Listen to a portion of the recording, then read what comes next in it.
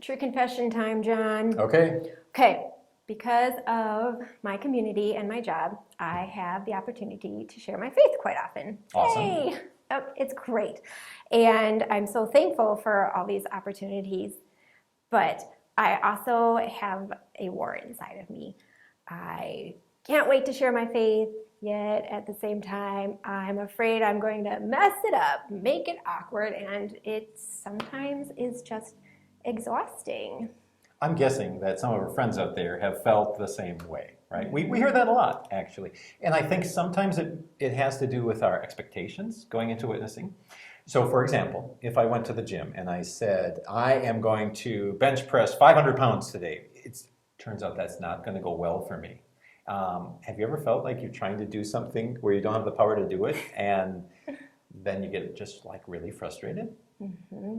Well, isn't that conversion? I don't have the power to convert anyone. Well, exactly, right? And so, friends, that's really important for us to remember that you go into witnessing with the right expectations. And if I can say, something that sometimes flows out of that is people, because they're thinking about my words or persuasion, I got to just say it a certain way.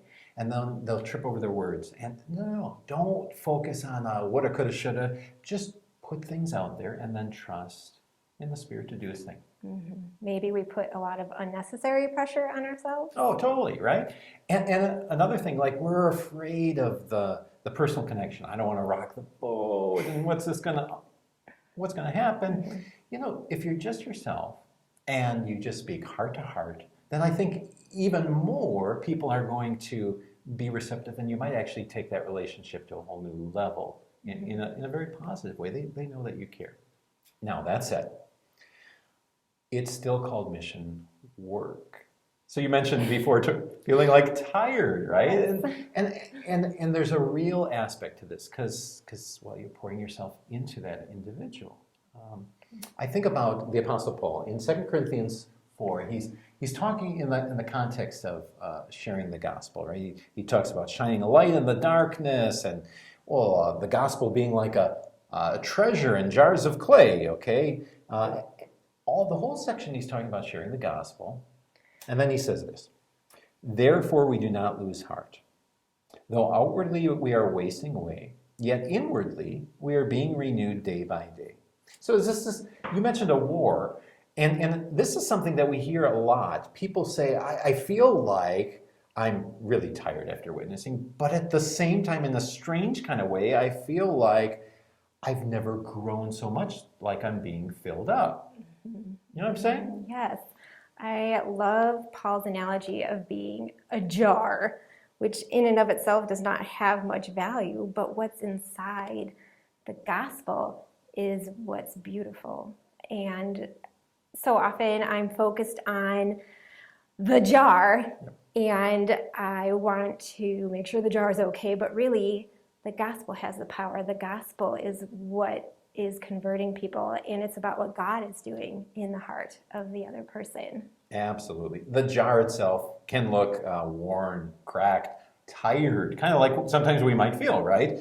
But what's happening in witnessing is you're literally pouring out so you can feel like you're being drained, right? But at the same time, because you're in the Word together, the Spirit is filling you up. I don't think most people think of it that way. When you go into witnessing, God's going to be present. He's not only filling the other, but like a waterfall, He's coming down and filling you so that you can fill another. Mm-hmm. So that idea of being drained and being filled is very real. Mm-hmm.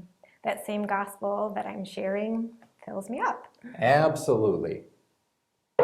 So you're not crazy when you say, I'm tired and I need a nap. By the way, there's coffee for that. Thank you. But then you're not feeling strange either, like I'm getting filled up in a whole new way. Mm-hmm. Okay, one more encouragement. Paul goes on in those words and he says, for our light momentary troubles are achieving for us an eternal glory that far outweighs them all. The way witnessing just gives you an eternal perspective. You know, there are so many things that we do just in the busyness of day-to-day mm-hmm. life. But when you witness, doesn't it make you just take a step back and remember the peace you have and what's most important? When we look back from heaven, the time we spend in witnessing is time we're going to have all the more joy that we did. The eternal perspective certainly changes our sense of urgency and maybe the excitement and the importance we place on our witness.